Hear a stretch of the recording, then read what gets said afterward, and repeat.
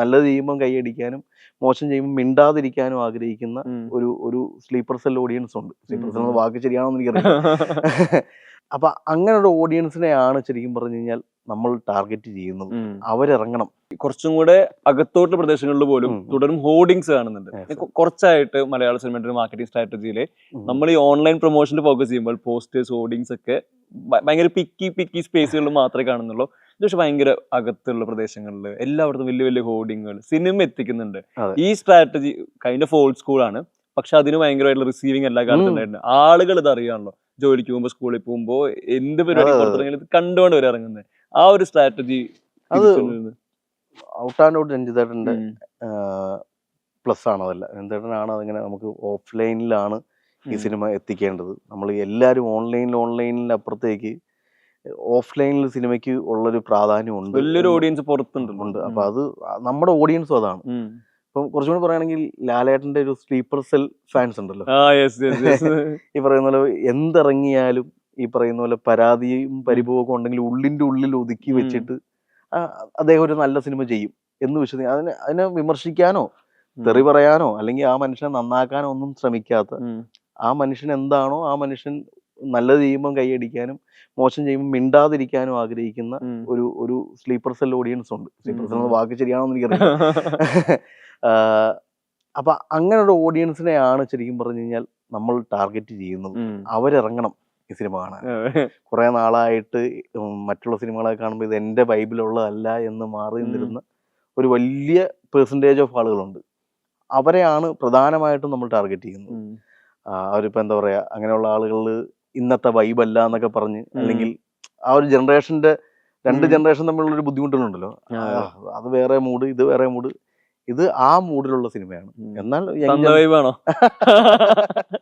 അല്ല, ഉറപ്പായിട്ടും അങ്ങനെ ഒരു പ്രായത്തിലുള്ള ഒരു ആളുടെ കഥ പറയുമ്പോൾ അതിൻ്റെ അകത്ത് എന്തായാലും അങ്ങനത്തെ ഇമോഷൻസ് ആയിരിക്കും അത് കൂടുതലുണ്ടാവുന്നത്. എന്നാൽ ഈ പറയുന്ന ചെറിയ പ്രായത്തിലുള്ള ആളുകൾക്കും എക്സൈറ്റ് ചെയ്യുന്ന എലിമെന്റുകളുണ്ട്.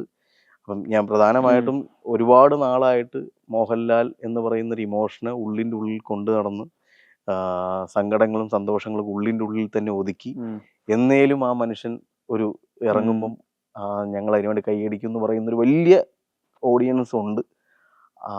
വളരെ ജെന്യുവിൻ ആയിട്ടുള്ള മോഹൻലാൽ ഫാൻസ് ഉണ്ട്. അവര് വരണം. അത് കേരളത്തിലുള്ള എല്ലാ കുടുംബത്തിലും ഉണ്ട്. അതാണ് എൻ്റെ രസം. എല്ലാ ഫാമിലിയിലും ഉണ്ട് ആ ആളുകൾ. അതിൻ്റെ അകത്ത് അവര് ആ മനുഷ്യനെ സ്നേഹിക്കുന്നൊരു സ്നേഹമുണ്ട്. അപ്പൊ അതെനിക്ക് കുറച്ചും കൂടി എവിഡൻ്റ് ആയിട്ട് പറയുകയാണെങ്കിൽ, ഇപ്പം നമ്മൾ മോഹൻലാൽ ഫാൻസ് അസോസിയേഷൻ എന്നൊക്കെ പറയും. അവര് തരുന്ന ഒരു ഭയങ്കരമായൊരു പ്രതീക്ഷയുണ്ട് നമുക്ക്. നമ്മളോട് സംസാരിക്കുമ്പോൾ നമ്മളോട് ഈ സിനിമയുടെ എല്ലാ കാര്യങ്ങളിലും അവരെടുക്കുന്ന ഒരു കൃത്യമായ ഒരു സ്ട്രാറ്റജീസ് ഉണ്ട്. ചേട്ടാ, ഞങ്ങൾ എന്താണ് ചെയ്യേണ്ടത്, ചേട്ടാ എങ്ങനെയാണ് ചേട്ടൻ ഈ പടം മാർക്കറ്റ് ചെയ്യാൻ ഉദ്ദേശിക്കുന്നത് എന്നൊക്കെ പറയുമ്പം അവരൊരു ഓപ്പൺ ആയിട്ട് അത് ഇപ്പം ചില സമയങ്ങളിലൊക്കെ അവർ കോൺഫറൻസ് കോളുകൾ ഇട്ടിട്ട് നമ്മളോട് ചോദിക്കും, ചേട്ടാ ഓക്കെ അല്ലേ കാര്യങ്ങൾ.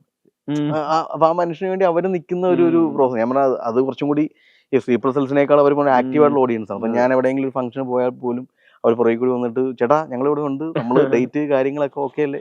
ഇപ്പൊ ഇവൻ ജാനുവരി 13 എന്നുള്ളൊരു ഡേറ്റിന് സമയത്ത് ഒരു മാറ്റം വന്ന സമയത്ത് കുറച്ച് സൈബർ അറ്റാക്കുകളൊക്കെ വന്നിരുന്നു. അപ്പൊ ഞാൻ കുറച്ചുപേർ ബ്ലോക്ക് ചെയ്യുന്നു എന്നൊക്കെ പറഞ്ഞ് കുറെ രീതിയിൽ ടോക്കും കാര്യങ്ങളൊക്കെ വന്നിരുന്നു.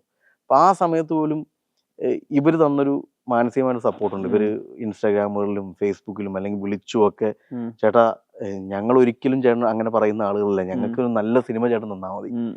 ബാക്കി പറയുന്നതൊക്കെ വേറെ ഫാൻ ഫൈറ്റിന്റെ ഇതിൻ്റെയൊക്കെയുള്ള കുത്തിത്തിരിപ്പും കാര്യങ്ങളൊക്കെയാണ്. അതൊന്നും ജെനുവിൻ ഓഡിയൻസോ ജെനുവിൻ ഫാൻസോ അല്ല ചേട്ടാ. അതൊക്കെ ചേട്ടൻ ഞങ്ങളെ വിശ്വസിക്കണം. അത് ആൽഫ എനിക്കത് 1-2 കോളല്ല, ആ ഒരു 2-3 ദിവസങ്ങളിൽ ഒരു സംവിധായകനെ സമാധാനിപ്പിക്കാൻ വേണ്ടിയിട്ട് ഫാൻസ് ഇറങ്ങുക എന്ന് പറയുന്നത് സാധാരണ നമ്മൾ ചീത്ത വിളിക്കാനൊക്കെ ഒന്നല്ലേ കേട്ടുള്ളൂ. ഇത് അങ്ങനെയല്ല. എനിക്കപ്പോൾ അവരോട് അത്രയേറെ ഒരു എന്താ പറയുക, ഞാൻ അത്രയേറെ അവരെ ഇഷ്ടപ്പെടുന്നുണ്ട്. അവരത്രയേറെ ലാൽ സാറിനെ ഇഷ്ടപ്പെടുന്നുണ്ട്, അവരെന്നെ ഇഷ്ടപ്പെടുന്നുണ്ടെന്നല്ല. അപ്പൊ ആ ഒരു ഗ്രൂപ്പിനെ സാറ്റിസ്ഫൈ ചെയ്യാനുള്ള എലിമെന്റുകൾ ഉണ്ടാവണം എന്ന് പറയുന്നത്. അതാണ് ഞാൻ നേരത്തെ ഈ പറഞ്ഞ പോലെ പോസ്റ്റേഴ്സ് പോകുന്നതിൽ പോലും ഇത്രയും അഡമന്റ് ആയിട്ട് എന്താണോ സിനിമയുടെ മൂഡ് അതിനപ്പുറത്തേക്ക് നിങ്ങൾ ആലോചിച്ചു കൂട്ടി ഒരു ഫേസ് കൊടുത്തു കഴിഞ്ഞു കഴിഞ്ഞാൽ ആളുകൾ ചിലപ്പോൾ ഡിസപ്പോയിന്റഡ് ആയി കഴിഞ്ഞാൽ ഇറ്റ്സ് നോട്ട് മൈ മിസ്റ്റേക്ക്. അപ്പം അതാണ് അതിങ്ങനെ ഞാൻ ഭയങ്കര വൾഗറായിട്ട് അതിന് വേണ്ടിയിട്ട് പുറത്ത് നിൽക്കുന്നത്. അങ്ങനെ ചെയ്യരുത്. ഏറ്റവും ഇപ്പം ലാൽ സാറിനെ ഏറ്റവും സുന്ദരമായിട്ട് പ്രസന്റ് ചെയ്തൊരു ഒരു ഫോട്ടോ ഉണ്ട് കൊടയും പിടിച്ച് നിൽക്കുന്നത്. അതുപോലും അതിന്റെ മുകളിൽ ചോരയൊക്കെ വാരി വെതറി ഇട്ടിട്ട് അപ്പൊ അത് കാണുമ്പം ഞാൻ പറഞ്ഞ നമുക്ക് അവരോട് ഒരിക്കലും അത് മോശം പോസ്റ്റാന്ന് പറയാൻ പറ്റില്ല. അവരുടേതായിട്ടുള്ള ഒരു ക്രിയേറ്റിവിറ്റി അവിടെ പ്ലേസ് ചെയ്യുന്നു. അപ്പൊ ഒരു ക്രിയേറ്ററിന്റെയും ക്രിയേറ്റിവിറ്റീനെ നമുക്ക് ക്വസ്റ്റ്യൻ ചെയ്ത് കഴിഞ്ഞാൽ അത് ഹേർട്ടാവും. അപ്പൊ അതുകൊണ്ട് ഹേർട്ടാവാത്ത രീതിയിൽ ഞാൻ അവരോട് പറഞ്ഞു, നിങ്ങൾ എനിക്കൊപ്പം നിന്നോളൂ, ഈ സിനിമയുടെ മൂഡ് മനസ്സിലാക്കുന്നുള്ളൂ, നിങ്ങൾ ഫാൻ മെയ്ഡ് പോസ്റ്റേഴ്സ് ചെയ്യണം. എത്രയോ ഞങ്ങൾ മേക്കിംഗ് ഈ റിക്കൽ വീഡിയോയിലൊക്കെ എത്രയോ സ്റ്റിൽസ് ആണ് പുറത്തുവിട്ടാണ്, അത് വെച്ച് എത്രയോ ക്രിയേറ്റീവായിട്ട് പോസ്റ്റേഴ്സ് ചെയ്യാം. പക്ഷെ അവർക്ക് വേറെ ഏതോ രീതിയിൽ ഇതിനെ മാനിപ്പുലേറ്റ് ചെയ്ത് കാണിച്ചിട്ട് ലൈക്കും ഷെയറും ഉണ്ടാക്കുന്നതിനോട് ഞാൻ യോജിക്കുന്നില്ല. ഞാൻ ഈ വളരെ ബ്ലെസ്ഡ് ആയിട്ടുള്ള ഒരു ഓഡിയൻസ് സപ്പോർട്ടുള്ള ഫാൻ സപ്പോർട്ടുള്ള മോഹൻലാൽ എന്ന് പറഞ്ഞ ആക്ടറിന് ഫാൻ ബേസിന്റെ കഥയാണ് നമ്മൾ പറഞ്ഞുകൊണ്ടിരുന്നത്. അവരെനിക്ക് തന്നെ സപ്പോർട്ടുണ്ട്. അതുപോലെ തന്നെ ഈ പുറത്ത് ഇറങ്ങാത്ത, ഫോൺ ചെയ്യാത്ത, മെസ്സേജ് അയക്കാത്ത a group of bulk of ആളുകൾ പുറത്ത് വെയിറ്റ് ചെയ്യുന്നുണ്ട്.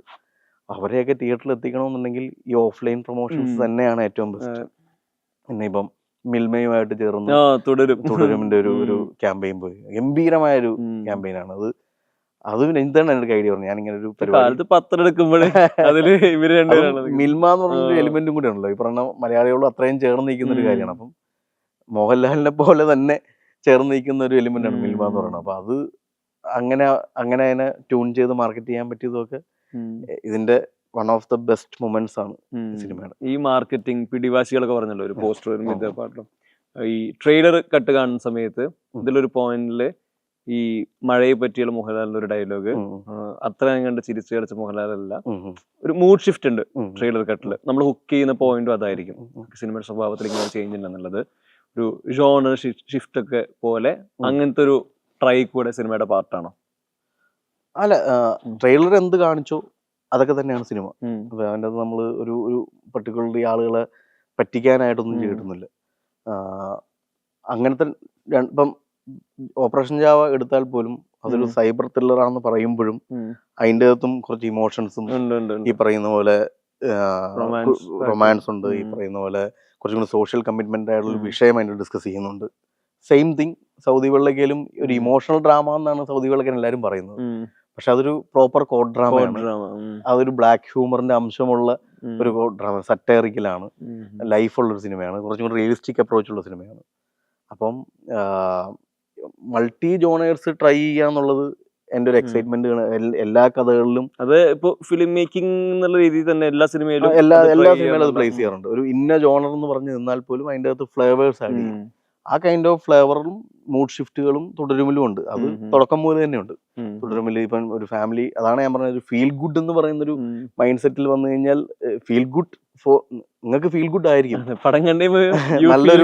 നല്ലൊരു മോഹൻലാലിനെയും നല്ലൊരു ശോഭനേനെയും കാണുന്നതിന്റെ ഒരു ഫീൽ ഗുഡ് കിട്ടുമായിരിക്കും. പക്ഷെ ബൈ ജോണർ ഇതൊരു ഫാമിലി ഡ്രാമയാണ്. ഫാമിലി ഡ്രാമ എന്ന് പറയുമ്പോൾ തന്നെ അതിൻ്റെ ഒരുപാട് ഇമോഷൻ, ഇപ്പം ഈ പറയുന്ന സന്തോഷങ്ങളുണ്ടാവാം, തമാശകളുണ്ടാവാം, സങ്കടങ്ങളുണ്ടാവാം, എക്സൈറ്റ്മെന്റ് ഉണ്ടാകാം, എന്താ പറയുക, ചെറിയ ടെൻഷൻസ് ഉണ്ടാവാം.